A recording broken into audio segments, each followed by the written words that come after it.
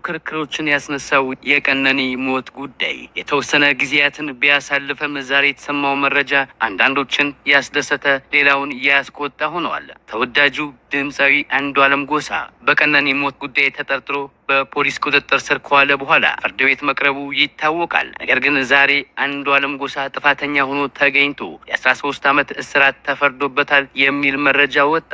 አንዱዓለም ሰላም፣ እንዴት ናችሁ ተመልካቾች? በቀነኒ ሞት ጉድ ዙሪያ ማለት ነው በጣም በርካታ የሆኑ አዳዲስ መረጃዎች እየወጡ ነው። ዮኒ ማኛም እዚህ ጋር አዲስ በተለይ በሞተችበት ቀን አዳዲስ መረጃዎች የወጡ ነገሮች አሉ። እሱንም በቪዲዮ አስገባላችኋለሁ ተመልካቾች። ሌላው ደግሞ የቀነኒን ባለቤት እንግዲህ ድምፃዊ አንዱዓለም በ13 ዓመት ተፈርዶበታል ማለት እሱ መሆኑ ተረጋግጦ በ13 ዓመት ተፈርዶበታል የሚል ዜናም ሰምታችኋል። እንግዲህ እሱንም እስከ መጨረሻው ቪዲዮ ድረስ ተመልክታችሁ መረጃውን እንድትወስዱ ጋብዛችኋለሁ። ቪዲዮውን ላይክ፣ ቻናሉን ሰብስክራይብ በማድረግ ቤተሰብ እንድትሆኑና ወቅታዊና የሆኑ ጉዳዮችን ይዘንላችሁ ወደ እናንተ እንመጣለን። አሁን ወደ ቪዲዮ። የቀነኒን ጉዳይ መርሳት አለብን ብዬ አላስብም። እቺን ልጅ ደበድባት እንደነበረ እጇ ላይም ተሰብራ ሆስፒታል ገብታ እንደነበረ ሌላ ጊዜ በየጊዜው ይቀጠቅጣት እንደነበረ መቼ የምታውቁ ናችሁ። ግን እውነታውን ትታችሁ ዮኒ ማኛ ሀቁን ስለተናገረ ለምን ዮኒ ማኛ ትክክል ሆነ ሀቅ ተናገረ ከሱ ተቃራኒ መሆን አለብን ብላችሁ ሌላ ቪዲዮ የሰራችሁ እነ ዳልቻ የምትባል ከብትን ቁርጥ የምትባል መርዘኛ እነሱ የዚችን ምስኪን የዚችን ንጹህ ነፍስ ምን አድርገዋል? ህይወቷን ደብቀውታል። ቺን የመሰለች ኦሮሞ ያውም የገዛ ደማችሁ ሆና እንደዚህ እያደረግ ተጠቀለለ። ይቀጠቅጣት ነበር፣ አንዱዓለም ይመታት ነበር። ከሷ በፊት ዴት ያደረጋቸው 3 ሴቶች አሉ። የመንግስት ከለላ ከተደረገላቸው መጥተው ሊመሰክሩ የሚመጡ 3 ሴቶች አሉ። የዛ ቀን ጸጉር ቤት ሆና እየተሰራች ቀነኒ 50,000 ብር አስገቢ የሆነ አካውንት ውስጥ ይላታል። በፊት እንደለመደችው ተደውሎ በስልክ ከባንክ 50,000 ብር ማስተላለፍ ይቻል ነበረ፣ እሷው ስለሌለ ማለት ነው። ስለዚህ ስትል አይ እንደሱ አሰራር ቀርቷል፣ እሱ አሰራር ስለቀረ መተሽ ካልሆነ አይቻልም ተባለች። ይሄንን ነገር ልታደርግ ስትል ጓደኛዋን ትደውልና ስትላ አይ ከዚች ጓደኛዬ አስገባለሁ ምኑን የልደቷ ቀን ማለት ነው። ለልደቷ ፎቶ ምናምን ጸጉሯን በምትሰራበት ሰዓት እኔ አስገባለሁ ከጓደኛ ታስገባለች። ከዛ በኋላ እንትን እንላለን ስትለው በሱ ነው ጸቡ። እንግዲህ ተናዶባታል። ስለተናደደ ያው ጠጥቶ ይመጣል፣ ይደበድባል፣ በትራስ አፍኖ ይችን ልጅ ህይወቷን ያጠፋዋል። መቼ ነው የሚበቃው? የህፃናት መደፈር፣ የሴቶች መቀጥቀጥ መቼ ነው የሚበቃው? የቀነኒን ጉዳይ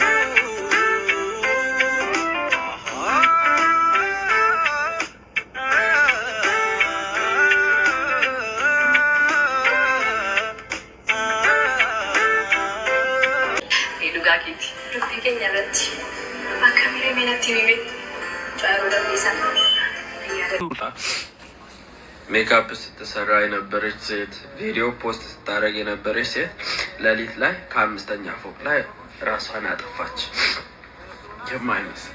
የማይመስል ለምን አጠፋች? አጥብታም ከሆነ ምን ተብላ ምን ተደርጋ? በዛን ሰዓት ግን እኔ እንደሚጠረጥረው ታገላ ነው የተወረወረችው ከፎቅ። ስለዚህ አፓርትመንቱ ካሜራ ካለው ካሜራ በደንብ መጣራት አለበት። ከዛ ውጪ ደግሞ ጎረቤቶች የበፊት ላይፋቸውን ከባሏ ጋር እንዴት ነበር፣ ይጨቃጨቃል ወይ፣ ይደባደባል ወይ የሚለውንም ጭምር መጣራት አለበት።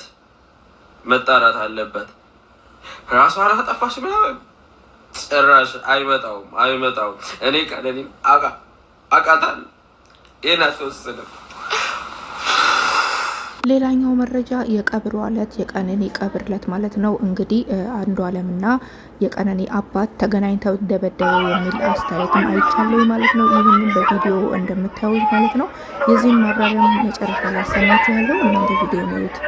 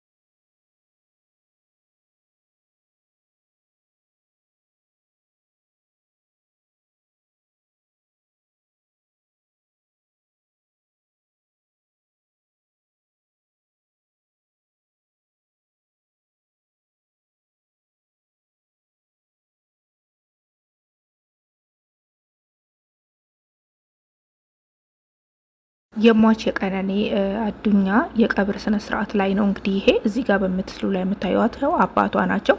እዚህ ጋር ደግሞ በፖሊስ ታጅቦ ባለቤቷ አንዷለም መጥቶ ነበረ የቀብር ስነ ስርዓቱ ላይ ማለት ነው።